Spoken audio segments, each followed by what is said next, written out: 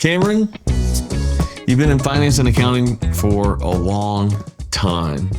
In a few years now, around the pest control space, what would you say are the highest costs you see in running a pest control business?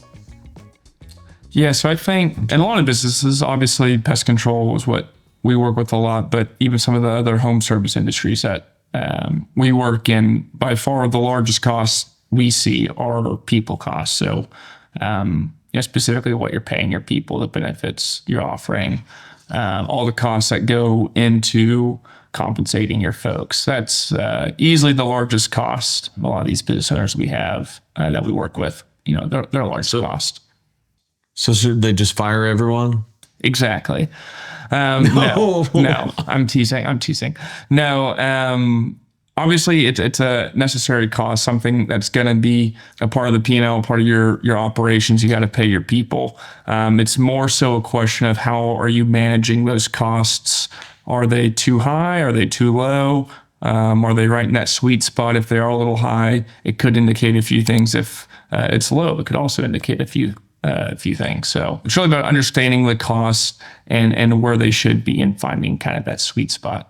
So in pest control, we have two major categories of people or technicians and non-technicians. I mean, it's as simple as it is, right? For a second, in non-technicians, I understand there's a variety of roles: customer service representatives, managers, like extra admin, finance, accounting, salespeople, right? That could be inside, outside sales. I get it, but they're not technicians at the end of the day.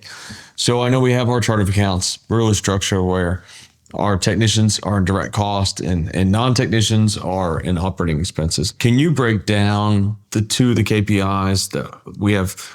Direct labor as a percentage of revenue and total compensation as a percentage of revenue, where that fits in? Yeah, so obviously, like we were just saying, it's a very important cost to track. It's easily a company's largest cost. So we created these two KPIs specifically to monitor them. Your direct labor, which is obviously going to be your technicians, like you mentioned, Patrick, that's going to be part of that direct labor as a percentage of revenue. That's going to be a variable cost, right? It's directly tied proportionally to revenue, right? So the more revenue you have, the more your technicians are working, the more you're going to pay them. The less revenue you have, the less they're working, the less you're going to pay them, right? So direct labor and what you're paying your technicians is considered a variable cost because it's directly tied to your output in terms of revenue. So that number, direct labor as a percentage of revenue, we track very closely because it's a key indicator for our clients whether or not they're going to be profitable, where gross profit's going to come in for the month, for the quarter, the year, whatever time period we're looking at. Compensation as a whole, right? So taking into account your technicians and your non-technicians, we also track that as a metric in terms of percentage of revenue. It's a little more nuanced than the direct labor piece, just because a lot of your non-technicians were probably considered a fixed cost, right? So this fixed cost or the compensation for your non-technicians isn't going to be directly tied to revenue, right? So CSR is going to be paid what CSR makes regardless of revenue going up or down, right? It's not as, as precise of a metric maybe when you compare that as a percentage of revenue compared to your direct labor as a percentage of revenue. But the idea is that we're getting a better understanding, if you're a business owner, what is my total people cost? And once again, is it too high compared to benchmarking averages to the rest of the industry or clients? Is it too low? Is it kind of in that sweet spot where we feel comfortable and we can maximize efficiencies and profitability? And so there's some other things that go into that, which we'll get into, like, are you an owner paying yourself? Are you working in the business day to day, or are you not? Right. So that non-technician, your compensation, like I said, it's nuanced, but we track it all the same.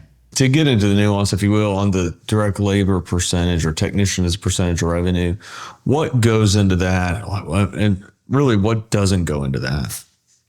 Yeah, so when we're looking at the direct labor piece specifically, obviously any sort of wages, whether they're hourly, right? Production commission. So maybe you don't pay your guys hourly, you pay them based on production commission. So those would be the two largest pieces to it. But if there's any bonuses paid to those guys, payroll taxes associated with those guys, really the all-encompassing compensation for technicians would get included in that number, in that figure. Couple things to extra nuance this, if you will, Cameron. Are benefits included in direct labor percentage of revenue? Yes, they should be. Okay. And then subcontractors. Yes, subcontractors are.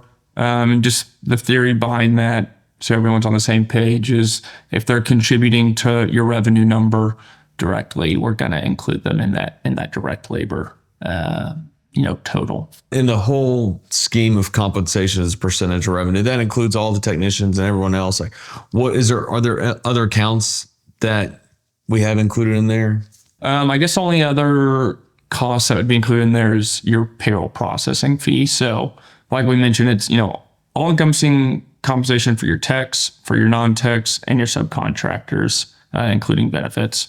That's what's going in that total compensation as a percentage of revenue number. What about sales commission for technicians? So sales commissions for technicians, we don't have included in the direct labor percentage of revenue, but we do have it included in the total compensation percentage of revenue. Okay. Yeah, once again, the idea there is that the sales commission piece isn't compensation related to servicing the revenue in a given period, right? It would obviously turn into revenue in the following months once that account was active and you were servicing it. But in that period, it typically doesn't affect revenue. And so it's not included for that period. Sure. But I know a lot of our clients love the benchmarking data we have. Do you find there's best in class numbers for these two KPIs? Yeah. So obviously, like we said, there's a lot of nuance, but traditionally we're looking for, on the direct labor as percentage of revenue, we're looking for clients to be in the low 20s or even high teens. So you'll get some outliers where someone's, we have clients who's like 15% or 14%. There's typically some noise in the numbers there, or maybe just the way they're structured. They're a bit of an outlier, but traditionally best in class we're seeing is high teens as a percentage of revenue for direct labor. But if you're in those low 20s, I think you're not doing anything wrong. You're in good shape. And obviously it can change depending on the part of the country you're in. Famously California, New York, the Northeast, right? They're going to be more expensive labor markets than maybe areas in the South or Middle America. You might be doing a great job and the best you can do is get it down to 24, 25%. And that doesn't mean you're doing something wrong. You might just have a more challenging labor market. So. And what about a best in class for total compensation as a percentage of revenue? So like we said, this can get a little more nuanced. So it can be, you always need to go another layer deeper or two layers deeper when looking at the number and analyzing it, which is what we do on our monthly calls and quarterly calls with clients. But once again, if you're at kind of the low 40s, high 30s as a percentage revenue for total compensation, that's traditionally what we're seeing as best in class amongst our client base. We've recently added these two KPIs because we know that labor is a good majority, right? And previously they could, of course, found it on their P&Ls, but I think managing their business as well was kind of the question that we asked, like, what do they need to have? Not too many, not too few, kind of Goldilocks there. But when it comes to, we've always had revenue per technician and revenue per employee. How do these two sets of KPIs like work hand in hand? Yeah, no, it's a great question. So obviously, in an ideal world, when it comes to technicians, they're producing a lot and they're not costing you a lot. Worst case would be they're not producing very much, but they're costing you a lot, right? And so at the heart of it, that's kind of what revenue per technician on average and direct labor as a percentage of revenue is doing, right? The revenue per technician is showing you output or productivity. The direct labor as percentage of revenue is showing you kind of that second lever, that cost component. And then same with revenue per employee, and then total compensation as a percentage of revenue, right? So ideally, you're keeping productivity up and costs down. Worst case scenario, productivity is down, cost is up. But these four metrics, which we have on our snapshot, right there on the first page of our reports, gives you a quick glance at where am I at in terms of these four metrics. On the technician as a percentage of revenue, what are there specific costs that you find really are taking that number up? Is it overtime? Is it benefits? There could be some movement there on the margins, but for all intents and purposes, the salary, the wage, the production commission or hourly component is really the driver there. You might get a % or two difference if you got really bad overtime in a month or something like that. But we're talking 1% of revenue, 0.5% of revenue. Whereas, what you're paying your guys hourly or production commission, that's going to be, 15, 20%, if not more of that total cost. Obviously, payroll taxes is a good couple %. Whatever benefits, if any, will play into it. But the biggest number by far is the wages, the true wages, or salaries. I know they're not salary. I'm using that as a general term. A lot of guys aren't salaried, but the wages is going to be the biggest number. You mentioned these monthly and quarterly reviews in which our clients have reviewed their benchmarking data and also gotten a little bit more nuanced in their reports and how they're comparing. Have you had any eye-opening conversations, especially since we've added these new KPIs? Yeah, I don't think there's been anything like earth-shattering, that we're seeing regularly. Like you mentioned, we were already tracking these numbers. All my calls, we already discussed these metrics. We're just now putting them in the KPI table there at the first page. So I think for the most part, we haven't had a ton of change in my calls and my reviews with clients since adding them as KPIs. But for new clients who haven't been thinking about these metrics, right, kind of pre-FRAXN and with FRAXN, makes a huge difference, right? When a lot of these guys or gals, they're coming to us and they've maybe just been managing their business based on cash in the bank account, maybe don't have a chart of accounts like we have where it's clearly delineated. Hey, here's what I'm making in terms of service categories, with revenue. Here's what various costs are, whether it be technician compensation, non-technician compensation, right? Like we're talking about, but chemicals, vehicle expenses, software subscriptions, right? A lot of folks pre-FRAXN aren't getting as granular and detailed as we're allowing them to get once they get on board. So a lot of them haven't even thought about what should I be paying my technicians as a percentage of revenue? What is a good number there? Or, hey, people costs, I know that's a big cost for me, but should it be 60% in total? Is it 50? Is it 40? Should it be 30? Right? So a lot of folks don't know what they don't know before coming to FRAXN.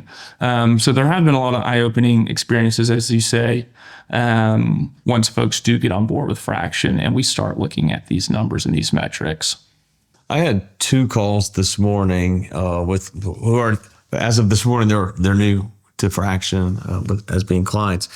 But both of them were interesting and kind of around this sphere of the KPIs we've been talking about. When I brought up revenue per technician and showed him like the KPI dashboard, he goes, "That's exactly what I know I need to be at," and knows that he needs to get better at that number. But putting that in front of him on a monthly basis with having monthly financials produced for him is going to take him in the right direction.